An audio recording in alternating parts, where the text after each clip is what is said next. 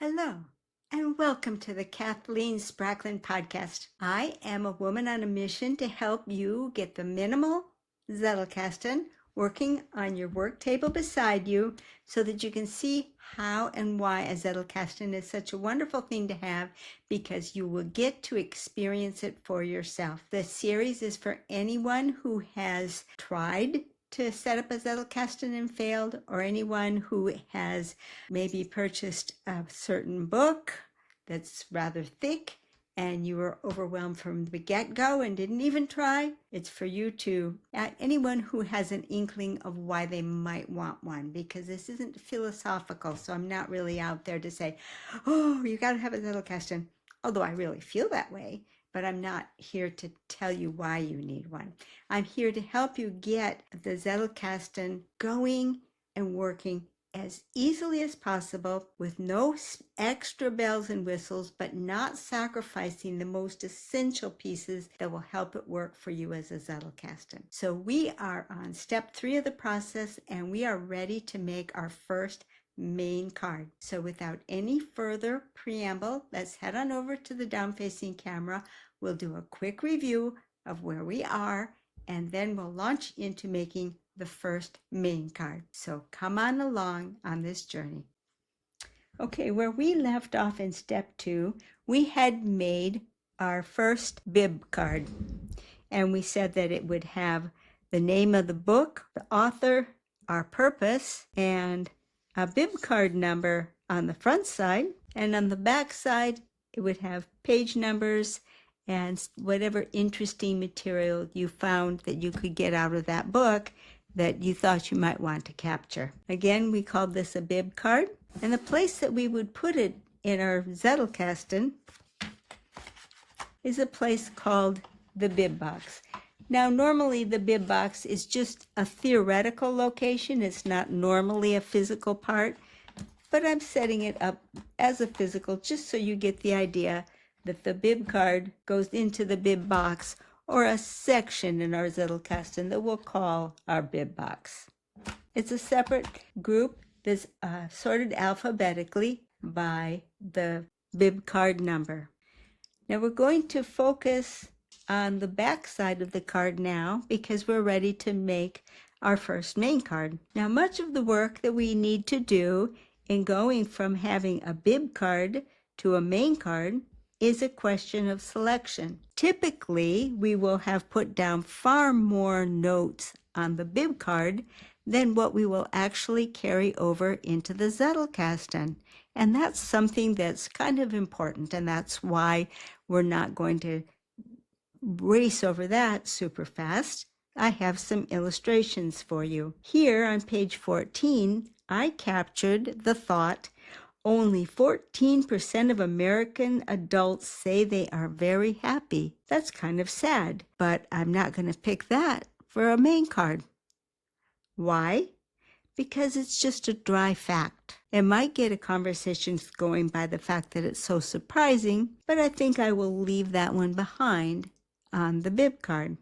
The next one that I would consider is a quote that I took from the book. Measuring yourself against an ideal is an endless race to nowhere. Well, I like that quote, but in isolation it doesn't tell you anything. It doesn't say, well, why? What about it makes it an endless race to nowhere? It really doesn't give you any meat to chew on, even as pretty as the quote is. However, if I go down to the note I took on page 25, where I just put it all in my own words, I have something that looks like it could well go on a main card, because now it's not only telling you that you probably don't want to measure yourself against an ideal, but it tells you why. And that's because ideals are unreachable. And so you're going to have to consider yourself a failure, no matter how close you get to it. If you can't get there, well, that doesn't sound like a very happy approach. And that's a key idea. So this is the one I'm going to choose. Now let's see how that shows up on a main card. So I'm going to put down what I learned there rather succinctly. I'm going to choose to put it in my own words, in part because I didn't take it as a quote. But in general, it's better to rephrase things in your own word, because when you put it in your own words, you actually understand it better.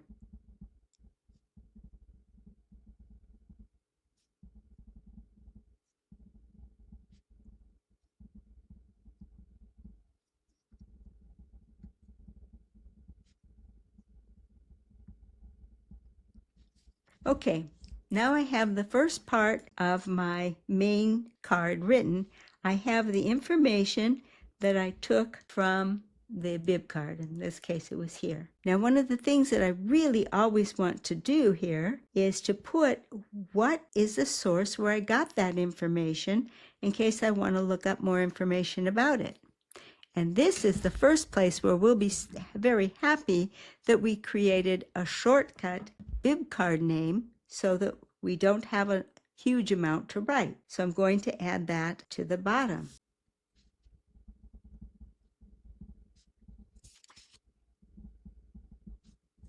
Okay, so now I have the bib card number and I've got what page the information came from. My main card is not complete. The next thing that I must include on my main card, even when I'm being very minimal, I need to include something of myself on this card. I have to take something out of my brain and place it on this card. There's a lot of reasons why that's true. A main part of the reason is that when you relate a new piece of information to yourself or to something you already know, it becomes much, much easier to remember that piece of information. And it also gets our subconscious mind working on the topic because you've taken the time and trouble to come up with your reaction, which had to come out of your subconscious mind working with your conscious mind. And so that activates your whole brain when you take that step. And when your whole brain is active, what you just learned is going to not only be remembered better, but it's going to be impactful. So now I'm going to add my reaction. I use a different color pen because I have it and because I like to see at a glance which part was my thought and which one came from the book.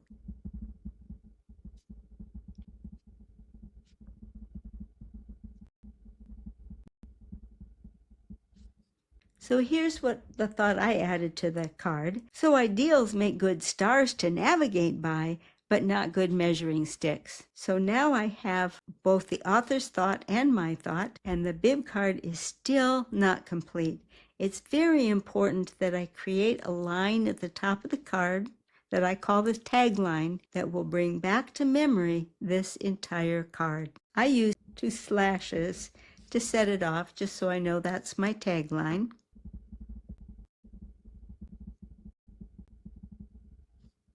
Okay, so now I have my tagline, strive for ideals, don't measure by them. So now this is pretty close to being a complete main card. What it lacks yet is a card number, and we're not going to put the card number on today. But when we do put a card number, then we're going to want to come back over here and put the card number over here so that this card points back here and this card points back here. So you get the links going in both directions. This turns out to be very handy. So this is as far as we're going to take the practice tonight. We have just created a main card. And just as our bib card goes in a bib box, so also our main card will go in a main box. A bib card and a main card, a bib box and a main box.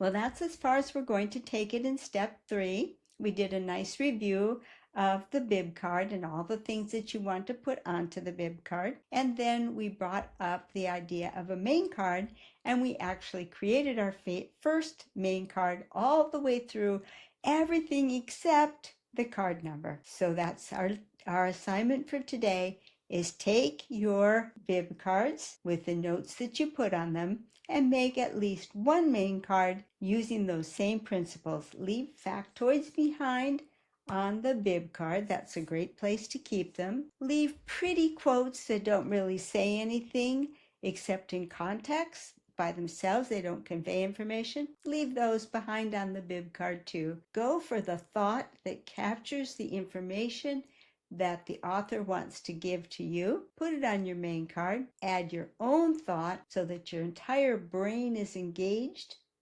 with the bib card reference at the bottom, and put the tagline at the top. The tagline should summarize the whole card to you, and that is going to turn out to be very, very important. So this card, the main card, is the card that we won't make any compromises on, because you can do shortcuts for everything else in your system practically, but you can't make shortcuts for your main card because they're the main body of the system. You can add all the bells and whistles afterwards, after you've got a minimalist Zettelkasten, but you'd have to go revisit every one of your main cards, and you don't want to do that. So we're going to make them gorgeous from the start. See you tomorrow. Talk to you later.